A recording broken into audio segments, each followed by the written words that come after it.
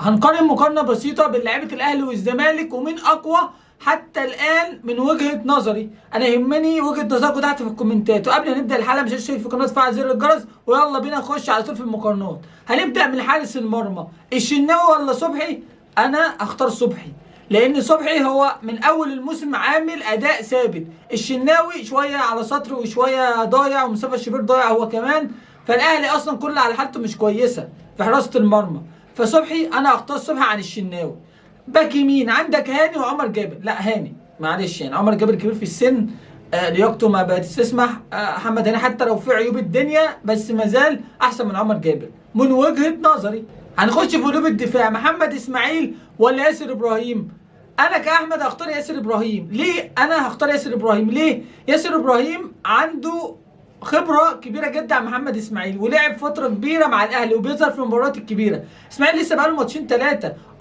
ككواليتي محمد اسماعيل احسن، بس كاداء وكيقدر يفرق في مباراه قمه اعتقد ياسر ابراهيم طبعا عن اسماعيل.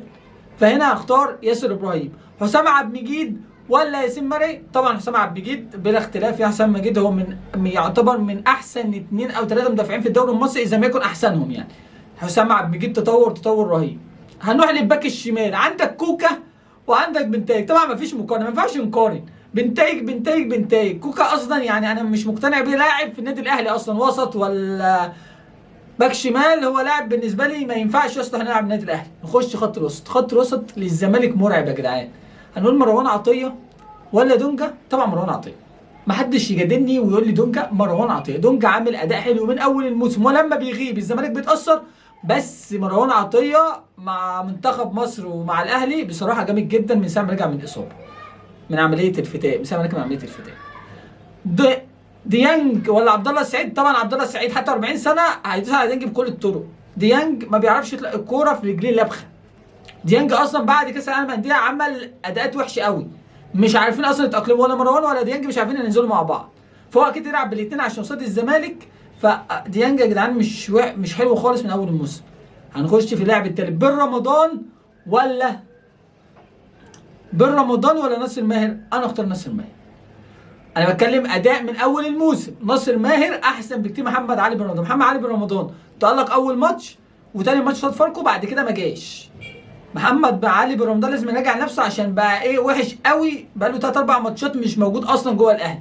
ناصر ماهر اداؤه ثابت مهم جدا، كسب الزمالك في ماتشات كتير جدا، فانا اختار ناصر ماهر. نخش في خط الهجوم، الفينا ولا طاهر؟ طبعا زيزو مصاب مش هيحرق الماتش كده اصلا. الفينا ولا طاهر؟ طبعا الفينا بكل حاجه. ما ينفعش نقارن طاهر بالفينا اصلا، يبقى حرام علينا يعني. الواد يا جدعان موهبه عملاقه.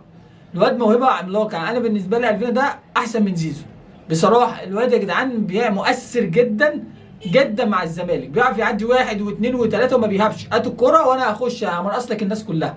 تقيل قوي يا جدعان. نخش في الناحيه الثانيه، ادم كايد ولا تريزيجيه؟ طبعا تريزيجيه، سواء تريزيجيه او بن شرقي. طبعا ادم كايد ولا شيكو بنسى، تريزيجيه وبن شرقي يكسبوا بلا منازع، ما ينفعش نقارن الناحيه دي خالص. خش في الهجوم، عدي الدباغ ولا جريديشار؟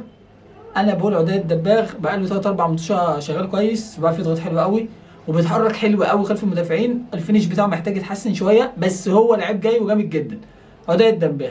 كده مين الاقوى حتى الان؟ الزمالك اقوى من الاهلي يا جدعان.